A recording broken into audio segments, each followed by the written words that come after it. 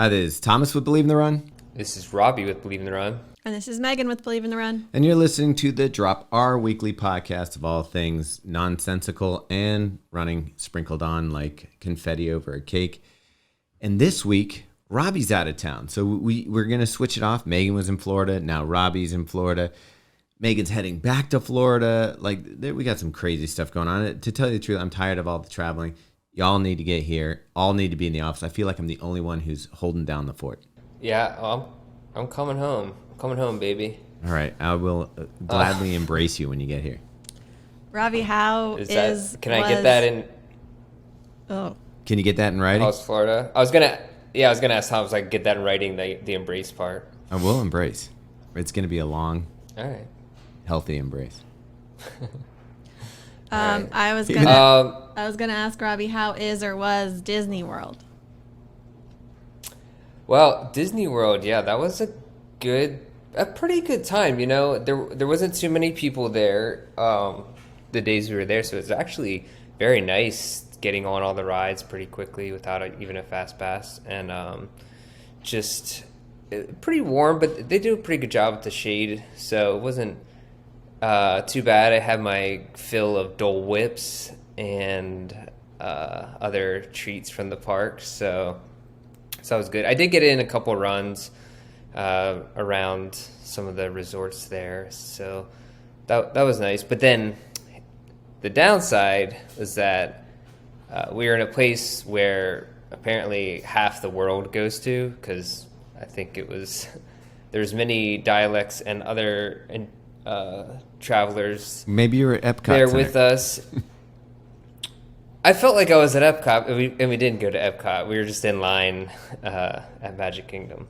But my 6-year-old, I think, made it a personal mission, like a bet with himself, to see if he could cover every inch of the hand railings with his own hands. Yes.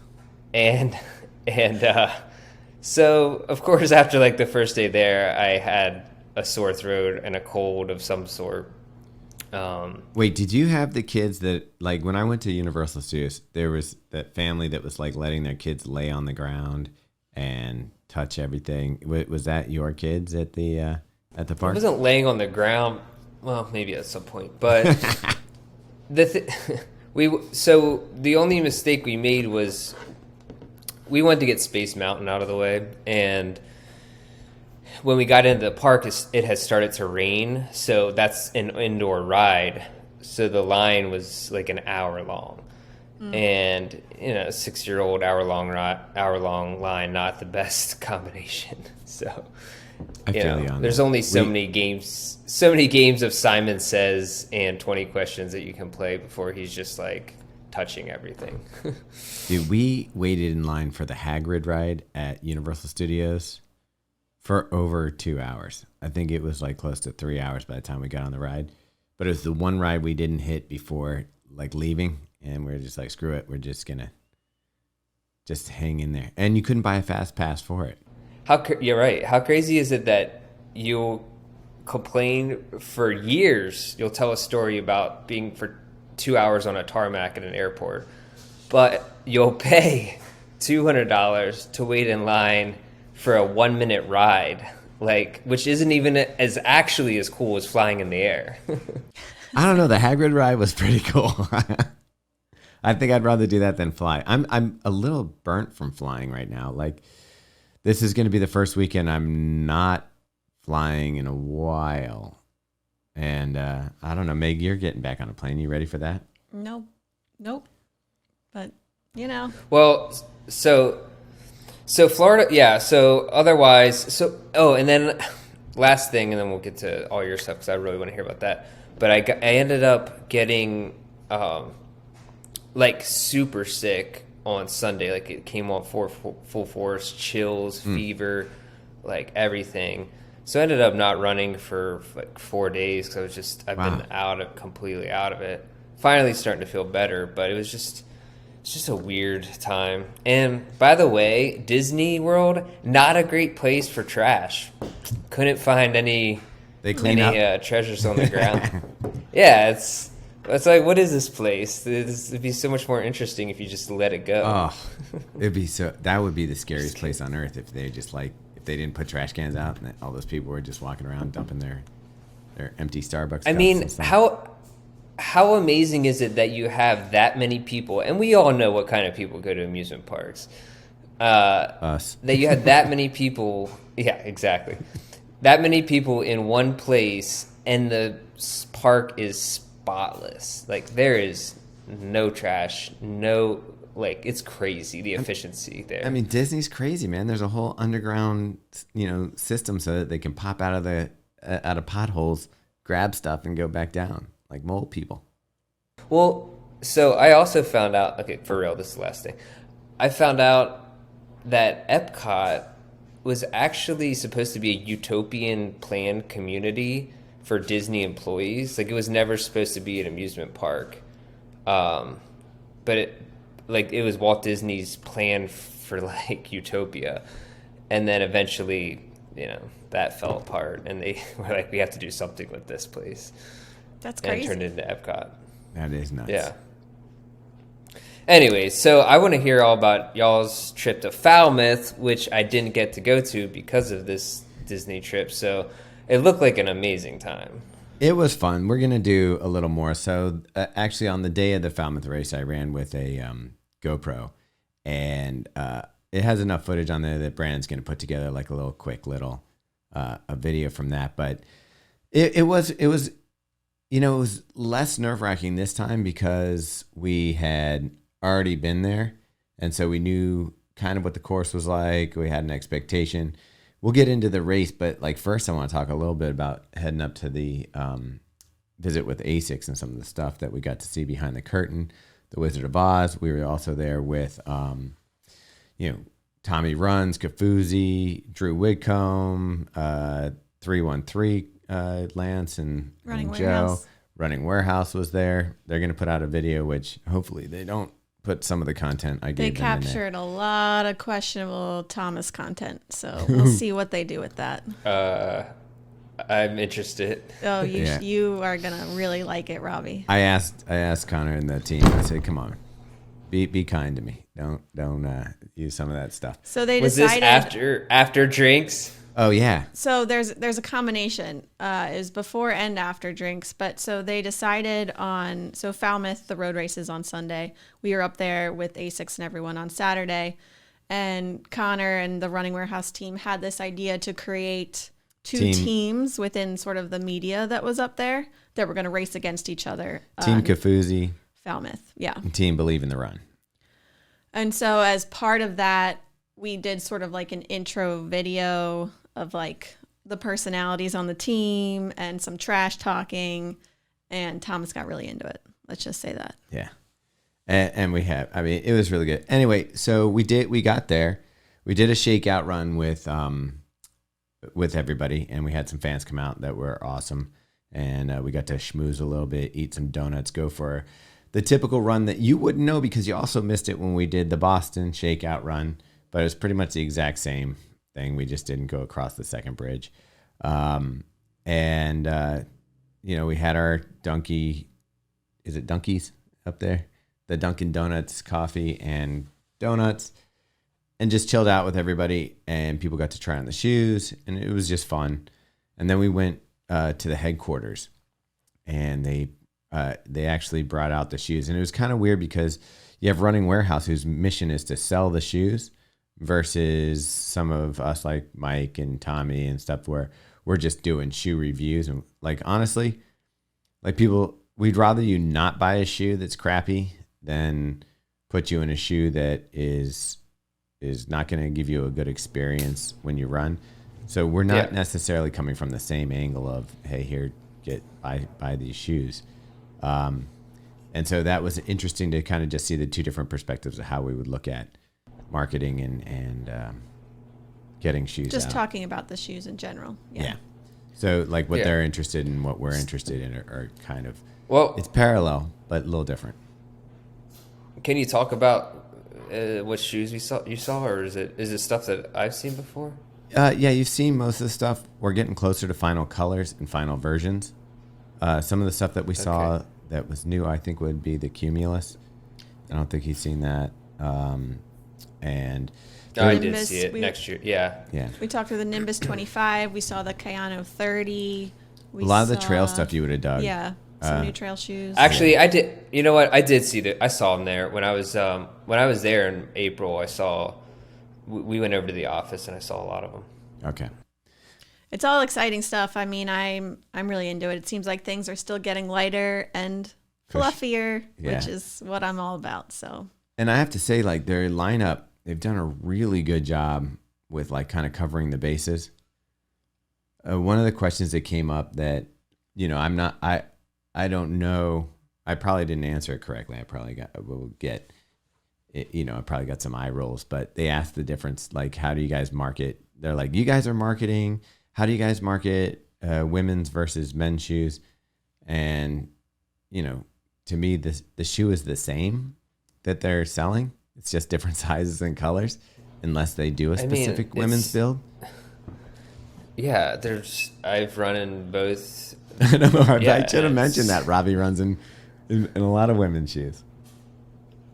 Yeah, I don't know. Okay, so you visit the headquarters, did shakeout run, then obviously race day at Falmouth. How was that? I heard it was insanely hot. Is that true? It was, and it's funny because I looked at my Strava. My Strava has a temperature, and there's no effing way that temperature is correct. Well, that's what I was thrown off about. It's the starting because temp. Everyone's Strava. Yeah. Okay, because everyone's Strava said 75 degrees. I was like, that's not. I mean, even with humidity, that's not good, but it's not like awful. So was it a lot hotter than that? Let's get into it a little bit. So, all right. So first off, for those of you who don't know how this goes, we're staying in Boston, so we're not on the island. The Faster Bastards, who we sent out there, and by the way, we're going to be able to get more entries for the Faster Bastards next year. But so guys, get excited. But we were staying in Boston. They stayed in Falmouth. But for the team in Boston, which was all the people we mentioned already, the bus was leaving at 4:45. So we were down in the lobby at 4:30, right, Meg? Mm-hmm. And we walk over to the buses. You did this last time. You know what it's like. And I didn't remember that the bus ride is that long, but it's like a 2-hour ride. Well, so it's an hour. Because of the way they're all big on security, you have to take 2 buses. So we took a bus from Boston into the town of Falmouth, and then about 20 minutes outside of the start line is where we took a second bus to. So we had to swap buses after an hour and 20-minute drive, got on the official race bus, which then took us straight to the start line. Yeah. And we went to this year. It was in the Firehouse last year. But this year, there's a restaurant directly across from the Firehouse called Cotton Kids. Yeah, Robbe, we got upgraded this year. So even though it felt like it was the most amazing spot last year at the start line, we were just on the other side with like a whole restaurant and sit like down seating area. And stuff. Yeah. And it was pretty nice. They put a nice little thing together with coffee and bagels and muffins and all that stuff for everybody. But the moment, and even I don't even care if it's at 72 at the start, it didn't feel like when you're standing in the sunshine, it was like laser beams. Like we went for our shakeout run and I was drenched. It's also like a pretty late start for a summer race. Like 9 a.m. is not early. So yeah, it was like we went for our shakeout run and everybody was like, okay, it's going to be a hot day. And then when we were standing in the corral, my armpits were like faucets. I was just dripping, waiting to go. Like it was burning. I was like, thank God I have a white hat on. It was hot. Meg, you were dressed in basically a sports bra top and, short shorts. How hot were you? And it was still too much. There was no way to dress for that was going to be comfortable. I mean, it was just a hot day. It was one of those when you're racing early, you're looking for the shade. Oh yeah. Well, so did you? Well, before we get to this, what elites were there? Who was there on the start line, or did you pass while you were warming up? So we missed a lot of the pros and elites on our warm up, which I was kind of bummed about. I think we were like 5 minutes too early on our warm up run, but obviously the way it's set up, we're like directly behind them on the start line. So we still got to see them up close and personal, which is always super cool. Yeah, it was super badass. Kira, who won, not unsurprisingly. I didn't even see who won. That's amazing. Yeah. Yeah. I mean, she's on fire. She's just like crushing every day. Yeah. But so before we get into the course and the racing, let's get back to how the teams were split up between Team Kafuzi and Team Believe in the Run. And so I felt like the original lineup was pretty fair. Like we had it pretty even. And then last minute 313, 2 guys got added. And they just added by singlet. So, again, pretty fair. But we were the only team with a female. That female happens to be Megan, who was our top finisher anyway. But, it could have been a little more. It was like you're doing Connor, Tommy, and Kafuzi. And, our team, we had Paul Lang from ASICS, who's pretty strong. But like we don't have the depth of people that are running. Brandon just had an off day, but he could have been a competitor for them as well. I was gonna say usually Brandon could beat pretty much all those people. So yeah, he could, but he didn't have the day, which is that's fair enough. Whatever. Honestly, it was just a lot of fun. It's hot. It's hot when Brandon is blowing up in a 7-mile race, like 2 miles in. Yeah. Yeah. And you know who didn't blow up, who did amazingly well? Is our boy Jarrett. Jarrett went out hot, stayed hot. Yeah. He had a great race. And she wasn't on our team, but Jarrett's wife, Allie, actually had an amazing day. At one point, I was like exhausted towards the end. I was like walking the water stops. And it's, like you said, 7-mile race. And I was just so hot. And she taps me on the shoulder and she's like, "Don't let me beat you." So, and we were a mile out. So I was like, all right, I'll hustle up. Yeah. So the teams were split up by Running Warehouse had, generally speaking, all blue ASICS tank tops on, and our team had all the green tank tops on. I was just wearing a black crop. And so my whole goal going out was just to keep the blue tank tops in sight and crush some souls. I got to mile 3 and I caught Tommy, and I was like, okay, this is good. And he's like, and I was like, let's just run together. And he's like, no, I'm not having a good day. And so I was like, all right, well, I feel great. So I'm like getting the crowd to cheer. They're saying my name because it's written on your bib. And this year the crowd was insane. It was like twice as like it was as like a giant marathon. Like it was lined almost the whole way with crowds. And I got some video of that, so you'll see it. But it was just sick how many people came out for the race. Yeah, it was a lot of fun. And so I thought at that point, okay, I've got one down, and I could see Connor still up ahead. And so I was like feeling pretty good. And then all of a sudden Tommy's like just sprints on by me, like he's just like feeling great again. And so I was like, damn it. So I still saw them and had them in my view for a really long time. And Connor was the most ahead. And then as we got closer to the finish, he was the closest to me. And I actually caught him at mile 6. And he was holding a GoPro, and he actually captured this footage of me catching up. And he was like, "Megan caught up. We'll see if she can do it." And I was like all pumped up. And then he literally just took off and was like gone. And I thought, and I was like, this is the first time he's run this. He doesn't know that there is a big hill at the end.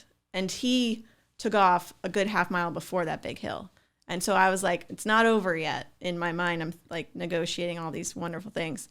And then I got back close to him again, and then he saw the hill, and it was like, goodbye, Connor is off. So he beat me by 7 seconds. There was Connor's only mission was not to get beat by Meg. Yeah. And I will say it worked because like one of the guys, like I just didn't want to be in last for the teams. And so the Running Warehouse had a guy that was, probably around, I don't know, his name's Dave, and he was around mile 1.5.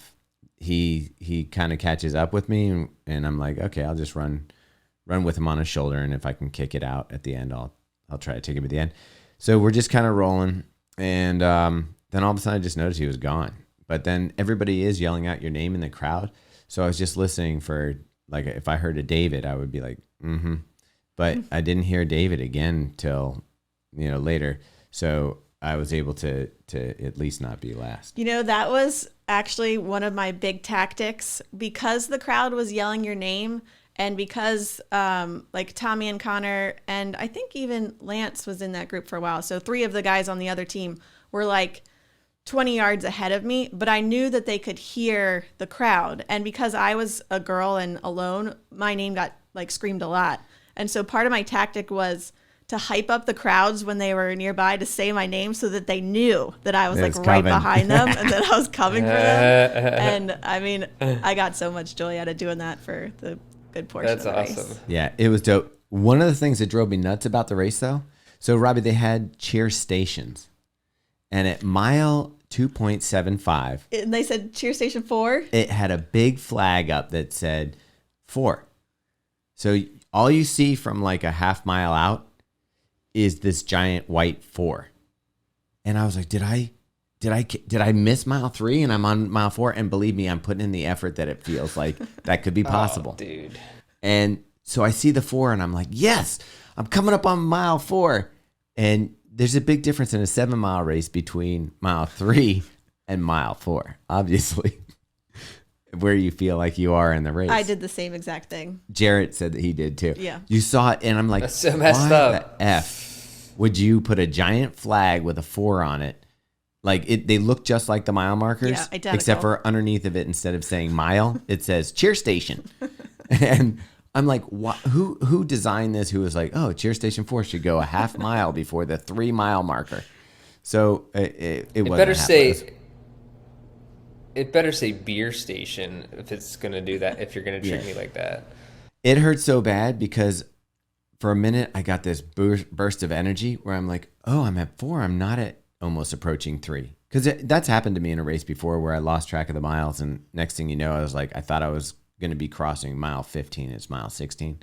And you're like, oh, that is the best. I just got a free mile. And I was like, oh, this is happening. And it turned out to be cheer station, which was very upsetting. So did you like go through sprinklers or super soakers and pour water on your head? Were you doing that the whole time? The whole time. The only thing they got, so I was running with a GoPro as well. And this one woman was up on a ladder, and so she was hosing you down from the top. And she saw me coming through with the GoPro, and she's like, oh, he's got a GoPro. I don't want to get that wet. So she pulled the hose away. I was like, ah! Yeah, it's a GoPro. That's what they're designed for. Yeah.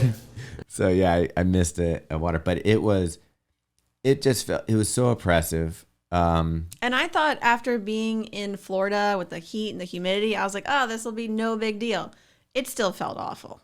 Now, meanwhile, the race is gorgeous. Like I was still, even though this is the second time I've run it, I was blown away by the views and just the scenery. It's just one of the most beautiful races I think that's out there. It's just gorgeous. Wouldn't you agree? Yeah. Like, I mean, you end at the beach. It's amazing. And you'd be happy, Robbie. We got a giant crew in the water this time. There was probably 15 of us in the water, and the water felt amazing. Yeah, I went for 5-mile cool down with some of the faster bastards and guys, and by the time that I got back from my cool down, everyone was enjoying themselves immensely, and like they were screaming at me when I arrived, and then we did a Meg chant, and she still didn't buckle. And yeah, they went down to the ocean, and everyone jumped in. I don't know why you didn't come in. Why didn't you come in? It was amazing. I didn't want to be cold. Like if I get in the water and then I'm like, I just hate being cold. I was not cold at all. The water wasn't cold, and I got out and it like dried like immediately. I will tell you, Robbie, it was a group. It was a group of dudes who had been drinking 47 Trulies that were in the ocean. There was a lot of Trulies that went down, but the running warehouse women were in there, Caitlin, and they were all swimming around. Yep. We also have footage of that, so we'll get that. And then I crawled out of the ocean like a salamander because towards the shore it was like the worst. There's about 10-foot, 15-foot section of small, sharp rocks to get back into, like, it goes sand, line of sharp rocks, and then soft sand again. And so you had about 6 inches of water where the sharp rocks were. So when I was coming out, I didn't want to walk on them again because it like was crushing my feet. So I kind of salamandered out. I just kind of like waited till waves came and went over the rocks in my belly. And then, yeah, and Running Warehouse has that footage on camera. So I'm sure that you get a chance to see very intoxicated man salamandering out of the ocean like he's Darwin's favorite pet. But right there is basically the plot line of Jaws, right? It seems like right in your wheelhouse, Meg. Yeah, it is. Yeah. Also why I was not getting in the water. It does look like you see the boats that were in Jaws are all anchored out there. It has a very, very, very familiar feel to it. Like you expect the sheriff to come out, get out of the water, get out of the water. But no, it was good. I would have loved to see I would have loved to see all the Faster Bastards and you guys riding on a banana boat in the water, and then that would have been awesome. Maybe next year. Yeah. So as far as the party goes, same setup as last year, more people. It was much more crowded, and it was just fun. Like we were drinking drinks and. Yeah, so from about 10 a.m. until 1:30, we had that restaurant along the water. Do you remember what it's called? No, I don't. But yeah, same spot as last year, and we just ate hot dogs and drank Trulies. Basically, at this point, we're feeling pretty good. We're feeling pretty buzzed. We're getting back on the bus. We've got the same police officer we had last year to provide the escort home. Never gets old. Never get Robbie. Old. It doesn't get old. It's so much fun. Ridiculous. For those that you don't know, it's a 2-lane highway, or I don't know what you call them, expressway, 2 lanes, and we have It's an interstate. Yeah, we have a policeman on a motorcycle that goes down the middle of the road, tells all the cars to get off the road, and we drive the bus just straight down the middle of the road, 70 miles per hour, as he just clears cars. It's like a zombie apocalypse thing, like just clearing them to the side. It's like your God's chosen people. I know. I've never felt more important and like unworthy at the same time. Yeah. And then we had one guy wouldn't get out of the way. So the officer rolls up next to him and just gives him the bird and tells him to get that F off the side. Yeah, it was amazing. And then, of course, we had the traditional Kasnoozy on the bus. And, yeah, you got a new nickname, sleeping on the bus. Yes, home. Perfect. And we had it. I think we have some footage of other people falling asleep too. We were merciless on catching. If you fell asleep on the bus, you got a camera put in your face. I feel like whenever I fall asleep on any trip, there's always footage of it. So the story checks out. I mean, it could be worse. We could be getting out Sharpies, but we got back to Boston. We had enough time to basically shower for a second, and then we were back out for dinner. And I won't tell you who was buying me tequila shots, but I was served several tequila shots along with my evening. I even forget what I was actually ordering to drink for pleasure at that point, because I was loaded on Trulies, and now I have tequilas. Oh, before we went out to dinner, we had enough time to go to the hotel bar. I got a martini. And what did you have, Meg? A glass of wine. Glass of wine. So we go to dinner. It's great. Tommy's birthday, I think, is today or something. One of the employees at ASICS had a cake made for him, and it was just a nice dinner. It was fun. And then we went back to the hotel, to the bar, which, if you remember the last time you were there, it was a very similar vibe. The people that were there were very similar people as last year, and there was a lot of love going around. And more shots and more drinks. Dude, oh man, I would have been done. Yeah. I'm honestly surprised that we lasted as long, because I mean, the day started at 3:30 a.m. and we were closing down the hotel bar at 10 p.m. Yeah. 10:30, 11, somewhere in there. That's impressive. Yeah, that's a good day. It's endurance. It was. And I was feeling pretty bent. We got some bad news right as soon as we got back into our hotel room, which pretty much sobered me up.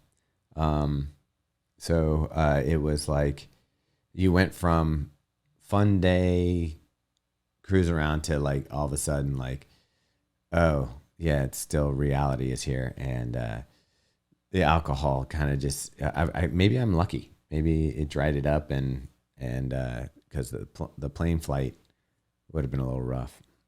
Yeah, we flew right back to Baltimore the next morning. Yeah. Wow.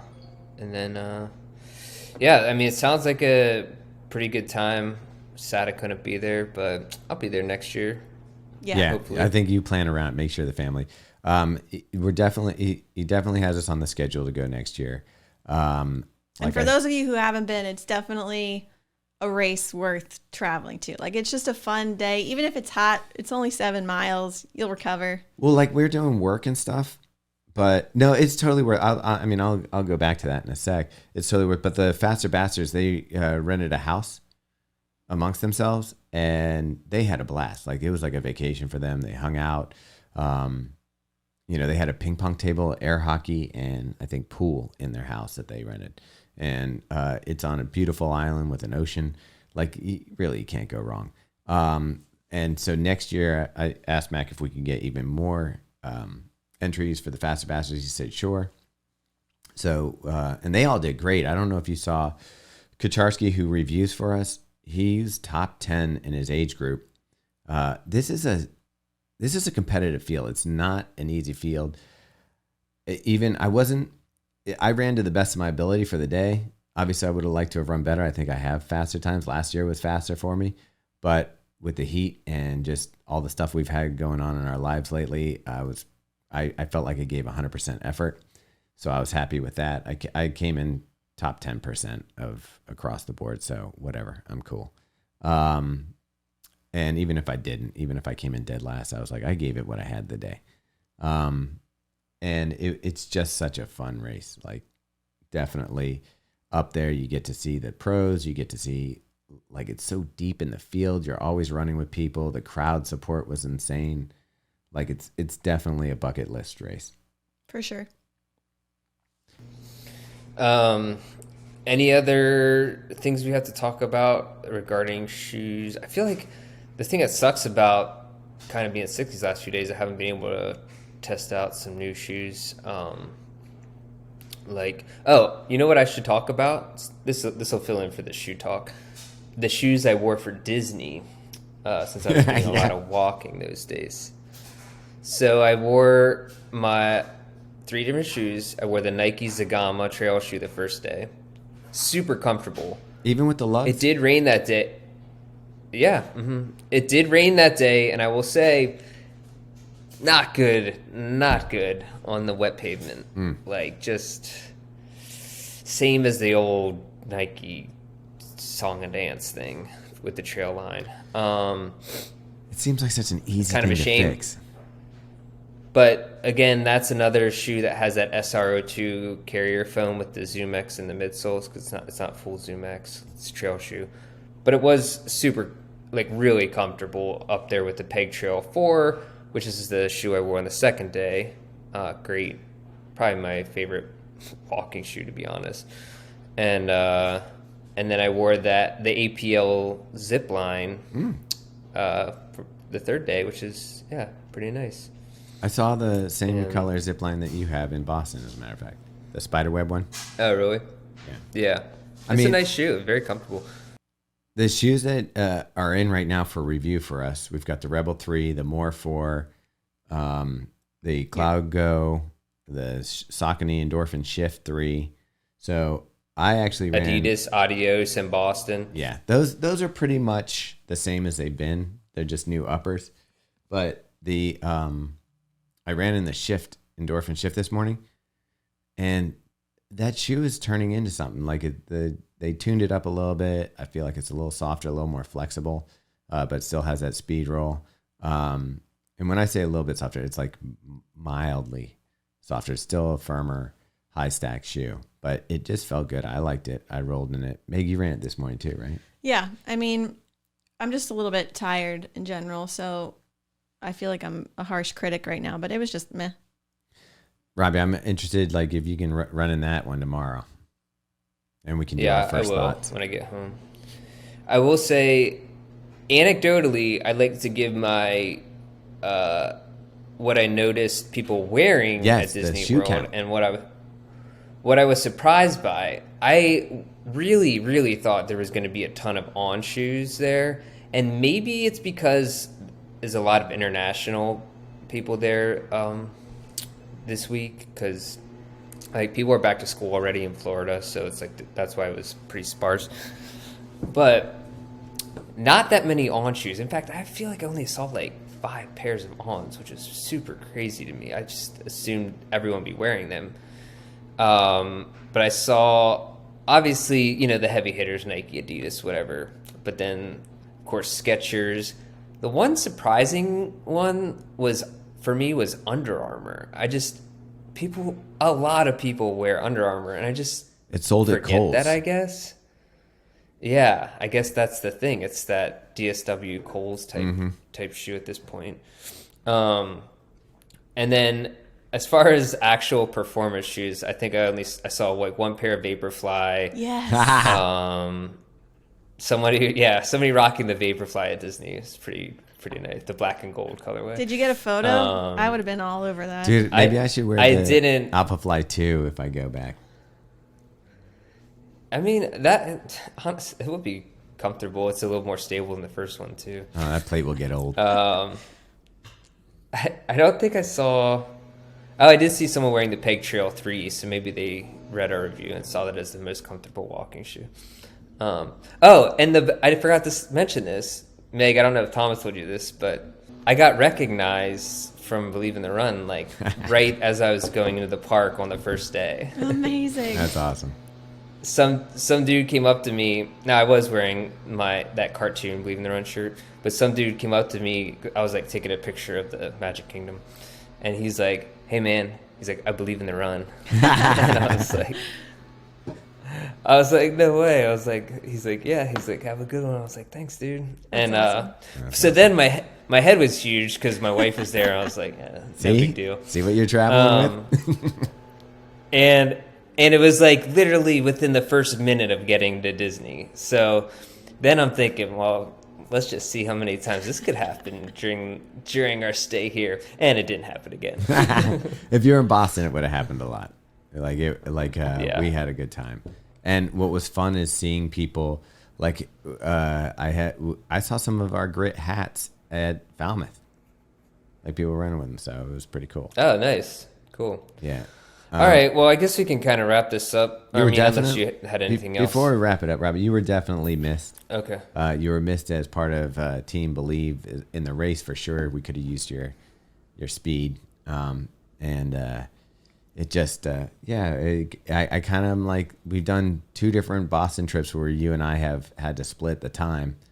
Where like and it's like we just gotta. I want the whole team. Like we haven't done a whole team Boston thing in a while because Meg wasn't there for we'll make it happen. The New Balance, so we gotta hit it up.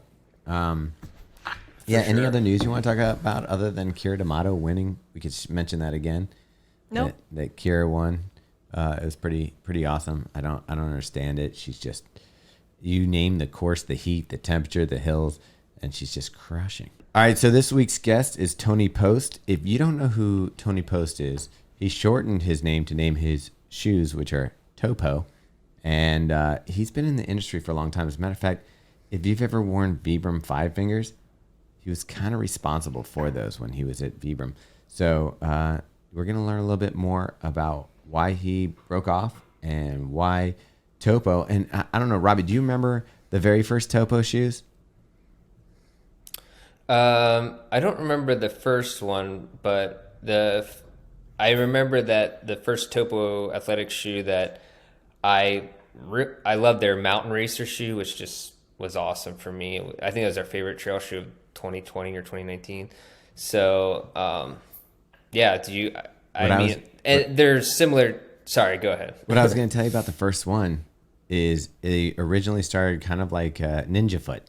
So they had that split toe. So your big toe was in one section of the shoe, and the rest of your toes were in the other section, which is probably good for strengthening your foot.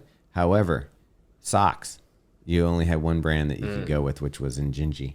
And so it kind of like it would mess you. Like I think it probably hurt shoe sales that you couldn't, other than wearing Injinjis, you'd have to go barefoot. Otherwise, cut all your socks. Well, I guess we'll talk to Tony about that. So check out the interviews.